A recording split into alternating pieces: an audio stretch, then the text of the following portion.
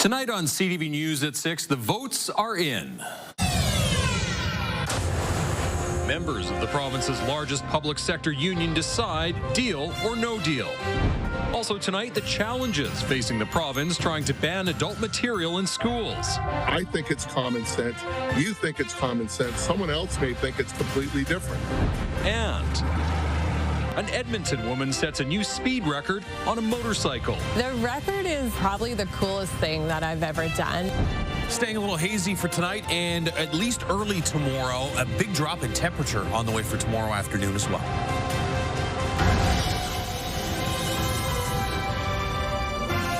CTV Edmonton, local breaking news with Jeff Hastings.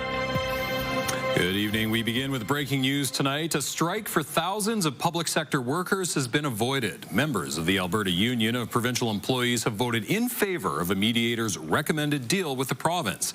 CTV's Brendan Purdy joins us now live from outside the AUPE building. Brendan, what can you tell us about this deal? Well, Jeff, you're correct. The vote is now official after members voted 63% in favor, taking the mediator's recommended deal. Now, 71% of eligible members participated in the vote. Some key points of that agreement are the 12% salary increase over 4 years, weekend shift premiums, and the recognition of all provincial and federal holidays. The deal also stresses the importance of creating a recruitment, attraction, and retention fund. The union went on to express its gratitude for the patience and perseverance displayed by members over the last 20 months, adding that all retroactive pay will be paid within 90 days.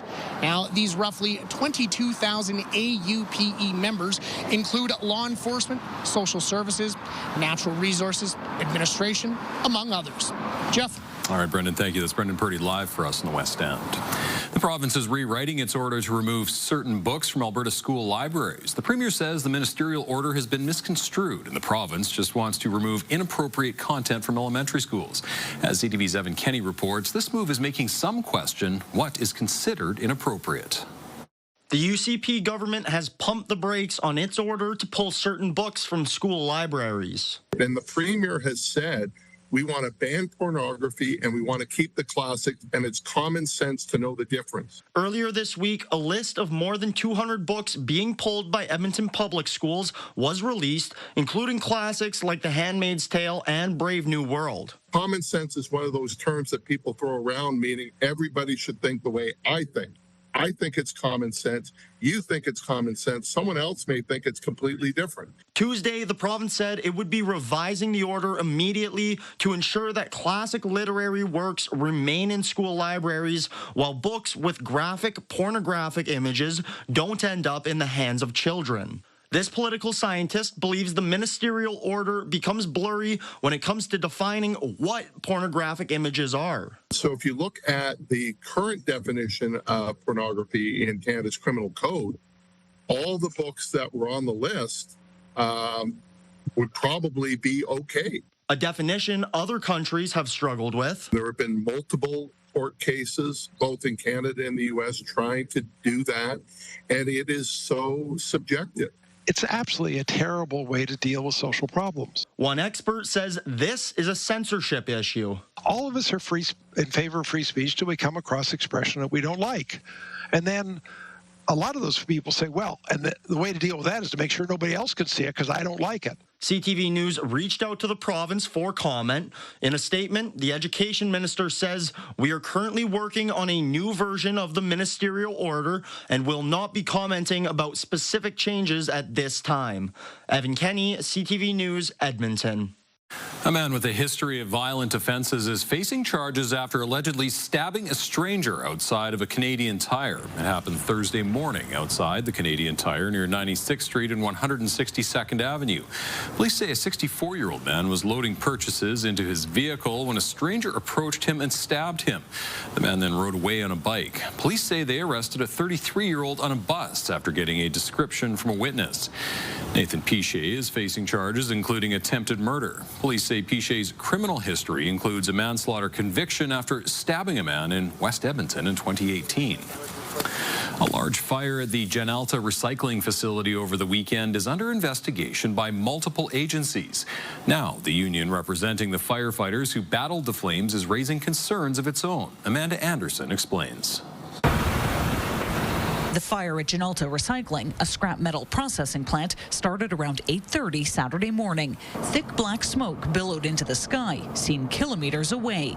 This lasted 2 days. We don't know exactly what's in the smoke. The vice president of the Strathcona Firefighters Association is concerned about the health impacts of the smoke, not only to firefighters, but the public. You know, when we see the smoke plume shift and go towards our community where our family and our children are sleeping and living, that's a concern to us. Alberta Environment responded to monitor air quality, and an advisory was issued to the public. The union's concern is the fire at the recycler isn't a one-off. Suffice it to say, it's multiple fires a year.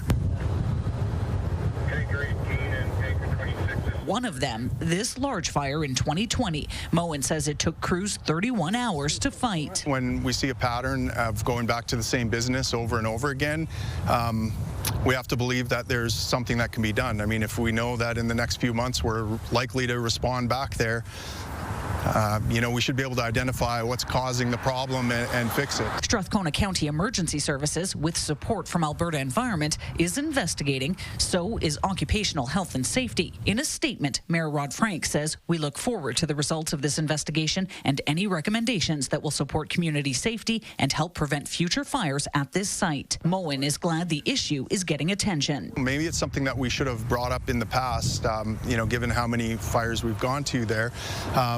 But I know it's definitely something that our county is concerned about and they're working on solutions for, and we definitely want to support them. Amanda Anderson, CTV News, Sherwood Park. And CTV News has reached out to Janalta. We are waiting for a response. With less than 2 months before the municipal election and an open mayor's race, many voters are beginning to decide who to support. The Chamber of Commerce is hosting a televised mayoral debate later this month to help inform that choice. As Jeremy Thompson reports, the debate could help establish a frontrunner. I do think I have the skill set to lead us in, past the next election. Councillor Tim Cartmel has been in campaign mode since November, a bid for mayor that became more complicated in the time since. With Sohi announcing he's not going to run and then Andrew Knack coming back into the race, it really changed the dynamic from one that looked like, Tim Cartmel was going to win in a walk to now a very close race. There are now about a dozen people looking to lead Edmonton, current and former city councillors, former politicians from other levels of government, as well as political outsiders. Later this month, some of them will get a major exposure boost. This will be the largest debate of the election and the only one televised across the entire city. The Chamber of Commerce is hosting the first televised debate in recent memory, and only 5 candidates have been selected to take the stage. Andrew Knack, Tim Cartmel, Michael Walters, Rahim Jaffer, and Omar Mohammed. The others didn't make the cut, including former 4-term councillor Tony Katerina. Fundamental to having a televised debate is to make sure that the candidates get an opportunity to speak, and we needed to have a cutoff to have a televised debate. It's very high stakes, and it's especially high stakes because it's such a close race. Political analyst John Brennan believes the debate is an opportunity for lesser-known candidates like Jaffer and Mohammed to get noticed, and a chance for everyone to generate momentum for the rest of the campaign. It's the clips that come out of the debate that are going to be important, like who really does well and who's perceived to have done well. Chamber President Doug Griffiths just hopes it will help voters make up their minds. That's what we need, is some defining moment that helps Edmontonians choose their destiny. The debate airs Friday, September 12th. Jeremy Thompson, CTV News, Edmonton. The Prime Minister will be bringing his caucus to Edmonton next week. Mark Carney's office confirms the Liberals will be holding planning meetings here. The Prime Minister is in Toronto today for a Liberal cabinet meeting. While speaking to reporters, Carney said he had a lengthy phone conversation with the U.S. President Monday, where they spoke about trade and geopolitics. We'll have more on that later in the show. Comedian Nate Bargatze will make a stop in Edmonton next summer. Our dog sleeps in our bed. And someone told me, you're not supposed to do that because you lose dominance over the dog. And I asked him, I said, what year do you think it is? The show at Rogers Place, July 26th, will be part of his Big Dumb Eyes tour. Bargatze is known for his Netflix specials, Saturday Night Live appearances, and will host the Emmys later this month. Tickets for the Edmonton show go on sale Friday at 10. Chefs, artists, and musicians are preparing to celebrate a milestone for a local festival.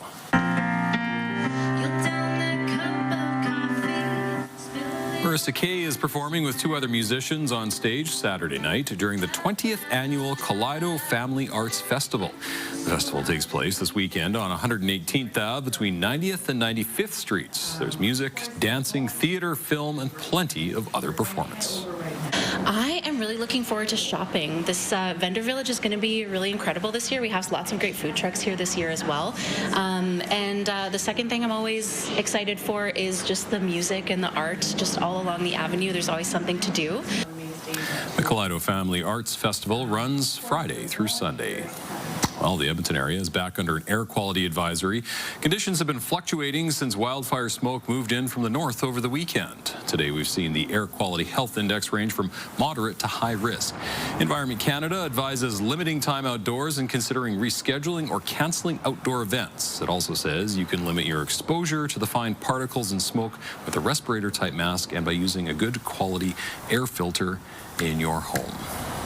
All the positive news there, Josh. Changes on the way. Yeah, it does look like the air is going to be a lot clearer tomorrow. Already, we talked about this during the 5, and I said, listen, it doesn't look as bad as it did yesterday, despite the fact that the air quality health index is actually reading worse than it was yesterday. And I've been flooded by people saying, yeah, there's no smoke out there. What are you talking about? There may be a little bit more that comes back in. If it's not in your area, consider yourself lucky. Parts of the city are still under moderate risk right now. 28 degrees downtown Edmonton, 27s outside the city. Everybody dealing with some wind gusts. So not everybody is dealing with the same level of smoke, but everybody's been dealing with gusts in the 35 to 40 kilometer per hour range. We get to 28 degrees for a daytime high today, 8 degrees warmer than average. We'll get back closer to average for tomorrow, though. Should be in the 19 or 20 range for a daytime high, so a lot cooler. There's your air quality warning. Virtually the entire province. The exceptions, Lloydminster, south to Medicine Hat. Everybody else painted in that gray area, looking at a warning, but not everybody has the same level of air quality. Up around Fort McMurray, it got a lot worse than it was yesterday. You're in the high-risk range. Around Jasper, you can see those dark red dots in through western Alberta. Very high risk. Around Edmonton, it's a low to moderate risk, it looks like. We do have some showers and even a stray thunderstorm there north of Lac La Biche. Looks like the lightning's starting to fizzle out. All of that will slide northeast of the Edmonton region. So just a few clouds tonight. Still a little hazy, potentially overnight and tomorrow morning. And then the air quality improves tomorrow afternoon. But a big cool down. Back to average with a high of just 20 degrees. Thanks, Josh. Stay with us. Coming up, the rising cost of climate disasters. It was a little bit of a shock that it would go up that much. Advice from insurance experts as some Alberta homeowners deal with jaw-dropping increases. Also next. I hope that they see the history of these lands. They see the importance of truth and reconciliation to the university community. The University of Alberta honoring its relationship with Indigenous peoples with a new display.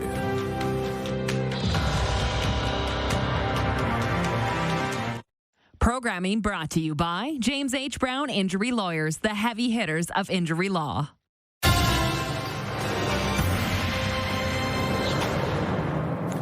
An Alberta man says he was shocked to see his home insurance premium jump by 70%. He says his last claim was over a decade ago, and the best advice he can find is to shop around. As CTV's Stephanie Thomas explains, experts say extreme weather is causing rates to rise across the board. Alvin Phillips called his stepdaughter over after opening mail from TD Insurance. They were both stunned. The quote to renew coverage for the home was $9,000. It was a little bit of a shock that it would go up that much. Wow, yeah, $9,000. What happened? That's a 70% increase from last year's annual rate at $5,300. Customer service told them there was no mistake. I haven't been a burden on them. I've had one claim for roof damage, and that was it. In 20 years of coverage, his most recent claim was back in 2013, but claims across the province and the country are likely behind this rate hike. The Insurance Bureau of Canada says last summer alone, companies paid out a record $8.5 billion for insurable damage due to climate disasters. Alberta makes up half of that, with the Jasper wildfire and last August's hailstorm that hammered the Northeast. All of that is putting pressure on insurance premiums as we see the cost of these events continue to go up and up and up. He adds the claims of the few affect the premiums of the many. Climate experts say extreme events are becoming common. Climate change, global heating is supercharging our weather systems. More heat, more water mean more fuel for storms. Some brokers advise shopping around. At the end of the day, this is about coverage and making sure that when the sudden and unexpected happens, you have a package that's going to respond and make sure that you're not in financial dire straits. That was the advice given to Alvin Phillips. Yeah, if you don't like it, go somewhere else. That's basically what they're saying. This much and this much effect all at one time for one household is a lot. Stephanie Thomas, CTV News, Calgary. The U of A is honoring its relationship with Indigenous peoples by doing something new.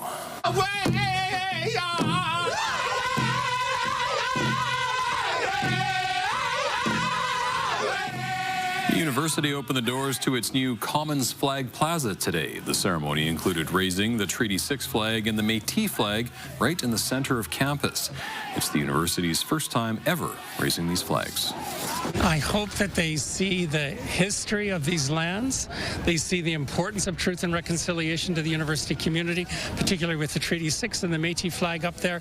We also have the flag of the province of Alberta, the Canadian flag, and finally we will add the flag of the University of Alberta. The U of A says the flags are meant to represent the foundational commitments and values of the university. The school year has begun for post-secondary students downtown. A section of road was closed to traffic earlier today for a block party. Thousands of students from MacEwan University and Norquest College were enjoying food, games, entertainment, and prizes. Around 30 downtown businesses set up booths on 108th Street between 102nd and 104th Avenues. The school year is just getting started, and MacEwan's president says this is one way to make everyone feel welcome. And we think for students, the great thing about university and college is you get to pursue new interests. You get to try things out. You get to discover things about yourself that you didn't know. So it's a time of great transformation. It's a time of change. It's a very exciting time. Today's block party was hosted by the two post-secondary schools and the Downtown Business Association. Coming up, a rare opportunity. We have to remember the past to make the future better. An Alberta teen receives the educational trip of a lifetime.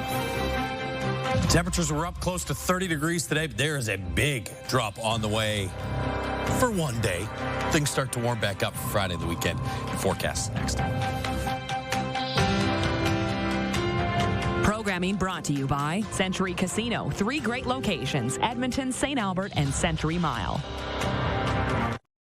Programming brought to you by Action Furnace. Fixed right, or it's free.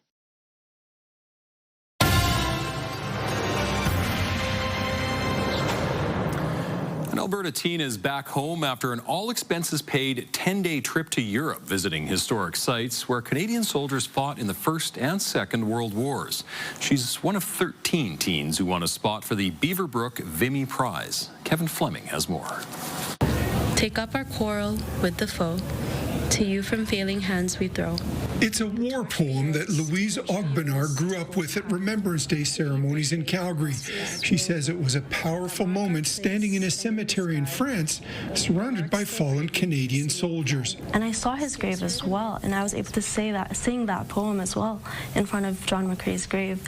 And to us, being the next generation up on the world stage, right? Ogbenar is a grade 12 student at Bishop O'Byrne High School and spent 10 days in France and Belgium in August visiting museums, memorials, battlefields, and cemeteries. It was a bit tough looking at thousands of graves and thousands of names, and I connected with history so deeply. It was really touching to see history right in front of my eyes, to be in the same places where soldiers were over 100 years ago. The Beaverbrook Vimy Prize is awarded to students 15 to 17 years old, where they spend 10 days seeing where Canadian soldiers fought in the World Wars. And just remember how much freedom really means. Freedom is never free, and just how much the First and Second World War is important to our history, both as a nation and as an individual as well. Mary Lou Ogbenar grew up in the Philippines and still has family there.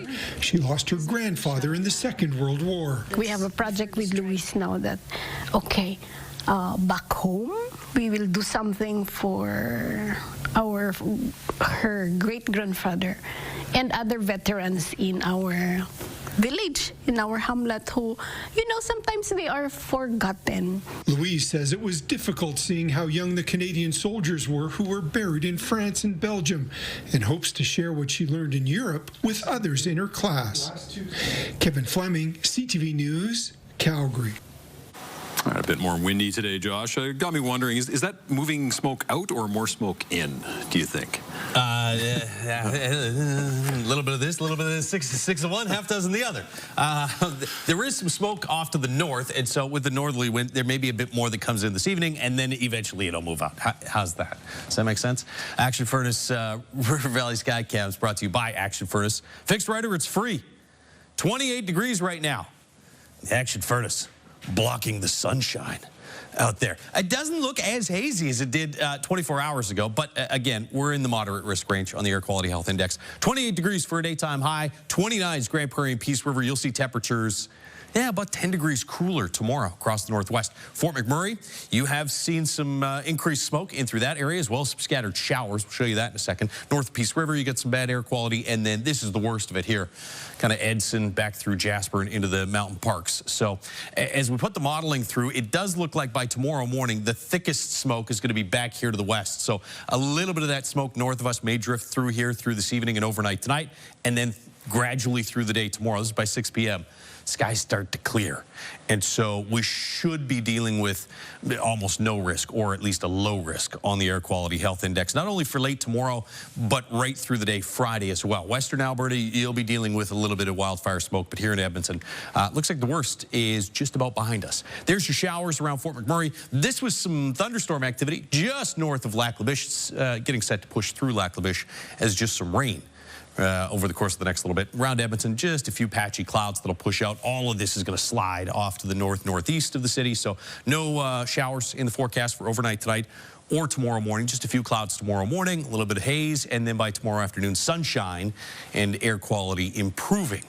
We'll also see on that northerly flow, a big cool down. Look at, there's tomorrow. You lose all of those dark reds. So temperatures were close to 30 today. Will be closer to 20 tomorrow, which is no worse than average, but a lot cooler than today. You see the reds start to pop back on the map there for Friday, Saturday, and Sunday as daytime highs return to the mid to upper 20s through the weekend and into early next week. Upper 20s right now in Edmonton, Red Deer, Grand Prairie, 28s there. Fort McMurray's at 18 degrees. It's 26 in Lloydminster. A little gusty up at Fort McMurray. Gusts backing off to about 35 kilometers per hour. Still in the 45 to 50 kilometer per hour range, though, in through northwestern Alberta. You'll see those gusts for the rest of this evening. Up in the northwest, should die down tomorrow. Here in Edmonton, gusts will stick with us through the overnight period and into early tomorrow. And then the wind backs off. The air quality improves, and we get to about 20 degrees under mainly sunny skies. Should actually be a beautiful early September afternoon tomorrow. 22 on Friday with mainly sunny conditions. 8 degrees here in the city Friday morning. We'll have to watch. I think there's parts of central and north central Alberta that could wake up to some patchy frost Friday morning. Warming back up, though, through the weekend and into next week as daytime highs pretty steadily get into the low to mid-20s. Josh?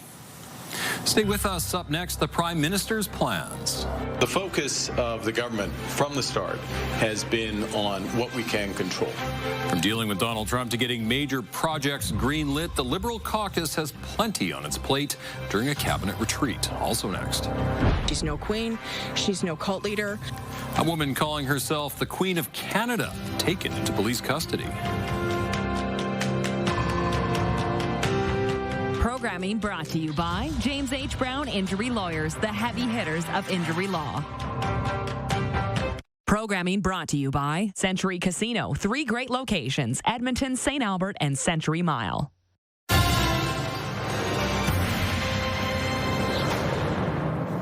The Prime Minister and his cabinet are in Toronto for a two-day retreat. The big topics of the meeting: major projects, trade war strategy, and housing. Here's CTV's Judy Trin on the tough choices to be made with the economy front and center. Ahead of his cabinet planning forum, the Prime Minister disclosed a top-level conversation. I last spoke to the President Monday evening. We spoke at length on a wide range of issues, including on trade, but geopolitical other issues. Over the next 2 days, members of cabinet will get more details about what Mark Carney learned in his unscheduled conversation with Donald Trump. The U.S. needs to start public consultations on the Canada-U.S.-Mexico trade agreement in the next few weeks. The focus of the government from the start has been on what we can control. The cabinet agenda includes deciding which major national projects, from ports to pipelines, to put on the fast track. Ministers will also discuss the rollout of Carney's Build Canada Homes initiative and how to build affordable homes on federal land. The finance minister has yet to map out the costs. It's going to be an ambitious budget, but at the same time with a fiscal discipline, you know. This budget is about fairness for every generation. The Liberal government has not passed a budget since April 2024. A budget is expected to be tabled in October. There will likely be public sector cuts in order to pay for investments. The federal government has been growing spending as a whole at over 7% a year on average for over a decade. That's twice the rate of growth of the economy on average. It's not a sustainable situation. So we need to rein in spending. We need to find efficiencies. Carney's cabinet also heard from polling experts who told them that the trade war was no longer a top priority for Canadians. Instead, fighting inflation, building homes, and job creation ranked ahead of Trump and his tariffs. Judy Trin, CTV News, Toronto. The United States and Mexico say they're forming an implementation group following a high-level meeting between officials. This is a high-level group that will meet and coordinate on a regular basis to make sure that all the things we are working on, all the things we have agreed to work on, are happening, are being implemented. The group will be dedicated to border security and anti-drug commitments. It's meant to reduce fentanyl trafficking and advance intelligence sharing between the two countries. Mexico's president flat out rejected Donald Trump's suggestion the U.S. could carry out unilateral military operations in Mexico. The White House says President Trump is planning to talk with Ukraine's president tomorrow. So far, Trump's attempts at ending the war in Ukraine have failed to achieve a breakthrough. I have no message to President Putin. He knows where I stand, and he'll make a decision one way or the other. Whatever his decision is, we'll either be happy about it or unhappy. And if we're unhappy about it, you'll see things happen. Russian President Vladimir Putin has so far expressed reservation about meeting with Ukraine's president. Today, speaking to reporters in Beijing, Putin says he's now ready to meet with Volodymyr Zelensky if he comes to Moscow. В конце концов, если Зеленский готов, пусть приезжает в Москву. The Russian president says any such meeting must be well prepared for and must lead to tangible results. Putin's comments come as Ukraine reports hundreds of Russian drone and missile strikes overnight. Ukrainian officials say the strikes killed at least 9 people. A funicular derailment in Portugal has killed at least 15 people. Authorities in Lisbon say foreign nationals are among the dead. The crash happened on one of 3 funicular lines operated by the city. It's a popular tourist attraction. 18 others are injured. Survivors of sex offender Jeffrey Epstein are urging U.S. Congress to hold the people responsible for their abuse. They held a rally today at the Capitol calling on the Trump administration to release more documents related to the case. And we are not asking for pity. We are demanding accountability.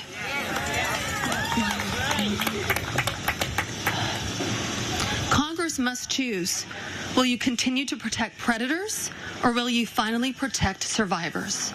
The survivors are also urging Donald Trump not to pardon Epstein associate Ghislaine Maxwell. A Democratic and Republican representative are working together to try and force a vote compelling the Justice Department to release all files from the Epstein case.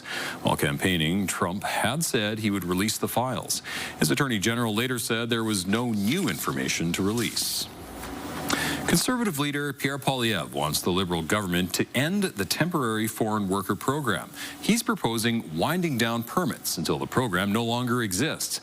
As CTV's Rachel Aiello reports, Poilievre says Canadians can fill those jobs, while others say it may not be so simple. Conservative leader Pierre Poilievre wants to abolish Canada's temporary foreign worker program and to stop issuing visas for any new temporary foreign workers coming into the country. Prime Minister Mark Carney said today Cabinet is discussing how the program is working, but asserted it'll continue to play a part in Canada's immigration system. When I talk to businesses around the country, particularly in Quebec, but elsewhere across the country, their number one issue is tariffs, and their number two issue is access to temporary foreign workers. Poilievre's plan includes a carve-out for agricultural labor and an up to 5-year transition period for regions with ultra-low unemployment. The turnover is insanely high. It's really hard to fill those labor needs domestically. This 8th-generation farmer said the suggestion has tilled up a lot of concern in his community. I don't know how you do away with a temporary foreign worker program in totality without potentially harming the agriculture streams. Migrants' rights advocates say what Poilievre is proposing wouldn't come close to solving this country's employment challenges and accused him of leveraging division over immigration to get back in the national conversation. Temporary foreign workers are in agriculture, they're chefs, they're in fishery workers. These are not summer youth jobs, right? So linking the two is as bizarre as sort of linking, the wages in Ontario with the weather in Saskatchewan. The Federal Immigration Department said today that fewer new temporary workers entered Canada in the first half of this year compared to 2024, and continued reductions are planned. Rachel Aiello, CTV News, Ottawa. The Assembly of First Nations is holding its General Assembly in Winnipeg.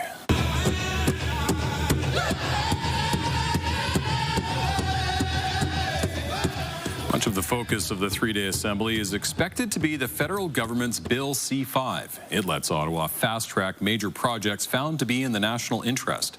Today, one of the Grand Chiefs said progress cannot come at the cost of rights, treaties, or responsibilities to the land.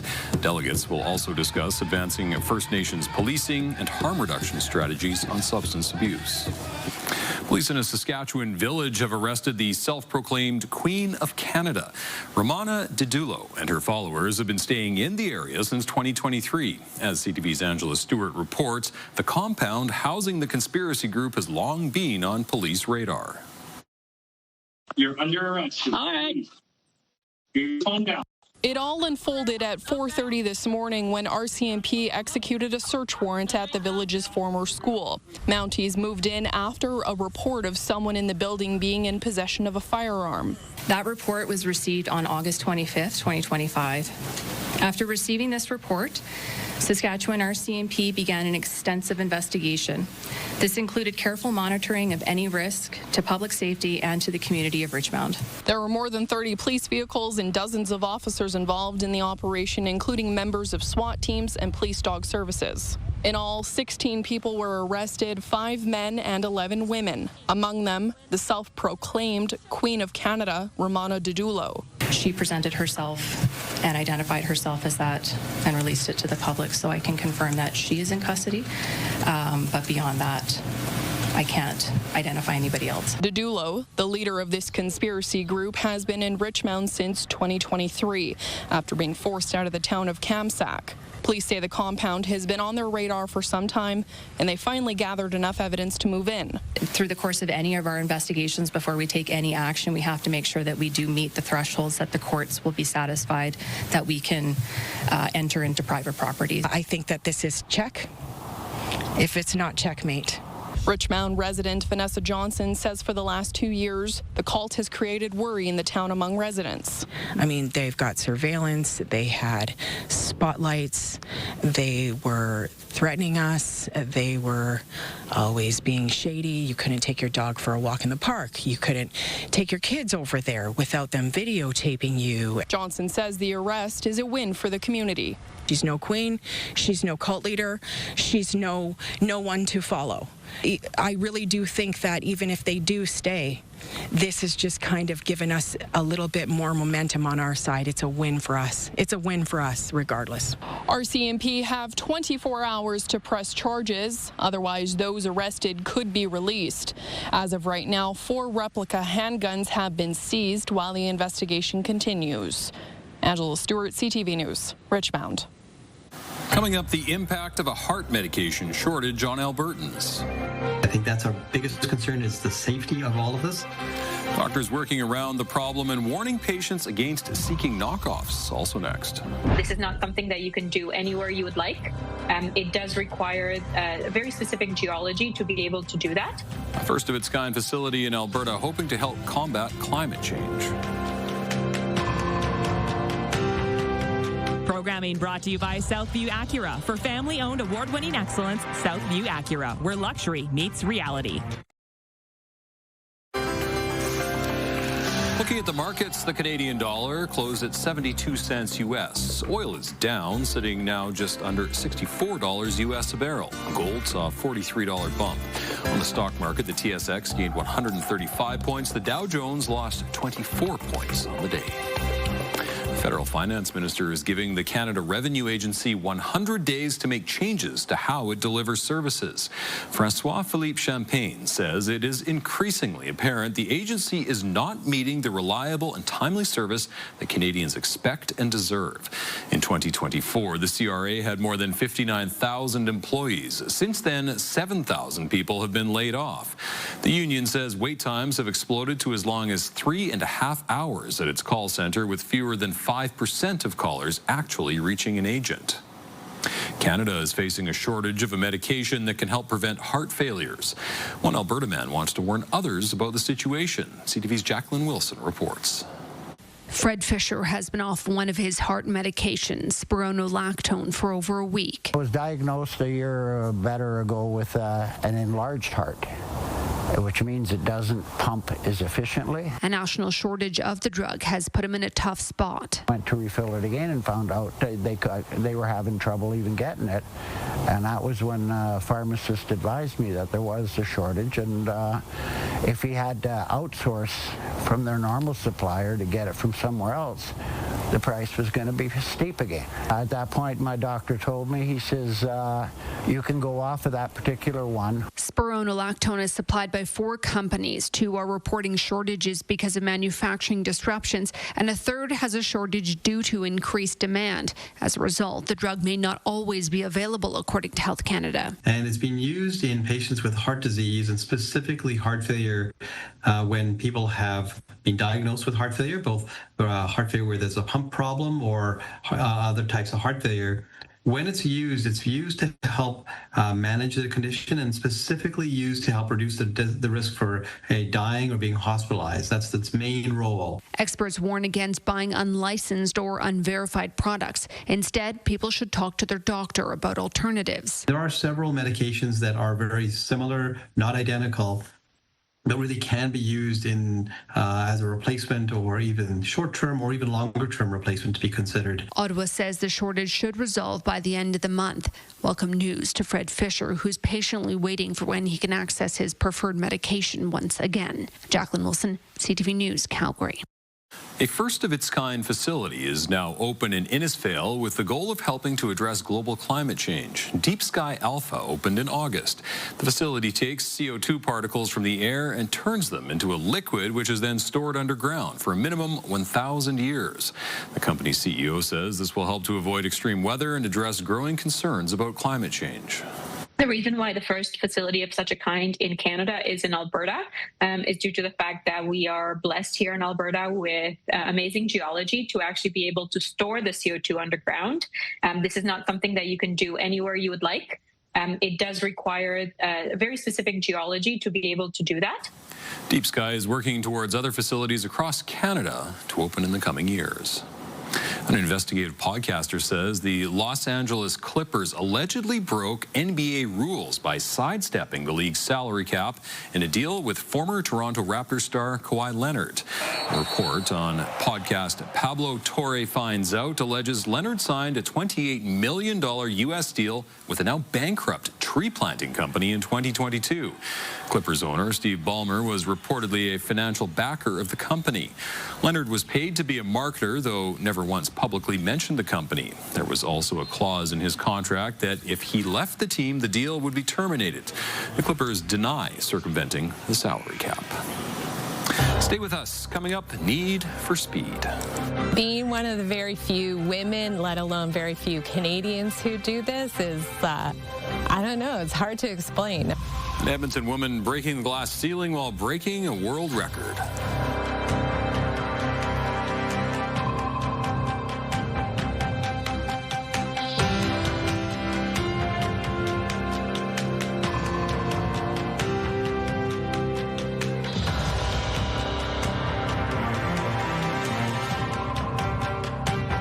We've got another great night of entertainment coming up right here on CTV.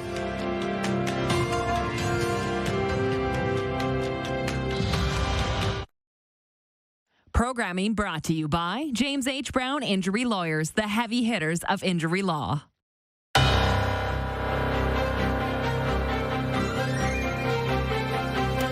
Australian athlete has set a high-flying world record in the mountains of Switzerland. Peter Salzman now holds the world speed record for a base jump in a wingsuit. He leapt from over 3,700 meters above sea level, reaching a top speed of 347 kilometers per hour. A specially designed helmet was made to cut through the air and reach the record-breaking speed. A woman in Edmonton has satisfied her need for speed. She's returned to Alberta after a motorcycle race in the States where she reached new speeds and a world record. Merrick Takash has her story. Leanne Langlois is fresh off competing at the Bonneville Motorcycle Speed Trials. The event takes place on the iconic Bonneville Salt Flats in Utah. My first run, we ran 130, just a little Sunday stroll at miles per hour. So that's over 200 kilometers an hour. A few rides later, she ended up setting a new motorcycle land speed world record. She was going more than 136 miles an hour. That's 267 kilometers an hour. The record is probably the coolest thing that I've ever done. There's not a lot of people who, first of all, go down and set national records, let alone world records. Langlois has been going to Utah every August for the past 11 years. She became serious about winning recently after JKR Power Sports designed a custom bike for her. Last year went down and set 2 national AMA records and figured we'd aim bigger this year and get a world record. Away from the track, Leanne works as a senior advisor for Chrysalis, an Alberta Society for Citizens with Disabilities. She's the only Canadian woman to break a land speed world record. Being one of the very few women, let alone very few Canadians who do this is, I don't know, it's hard to explain. I wish more people would come down because it's quite an awesome time. Merrick Takash, CTV News, Edmonton. Big cool down on the way for tomorrow. We were at 28 for a daytime high today, high of 20 tomorrow. It might actually be a nicer day because the wind will be down after a gusty afternoon today. Still a little breezy tomorrow morning, but the wind backs off. We get some sunshine. The air quality will improve through the day tomorrow. Friday looks pretty good, 22 or 23, and mainly sunny skies. And I don't think smoke's going to be an issue here in the city on Friday either. Just a chilly morning Friday. Back into the mid to upper 20s through the weekend and into early next week. Morning lows back into that 10 to 12 degree range. So average high is 20. That big cool down tomorrow. No worse than average, and then back above average. No smoke and sunshine sounds perfect. Yes, it does. All right, thanks, Josh, and thanks for watching. See ya.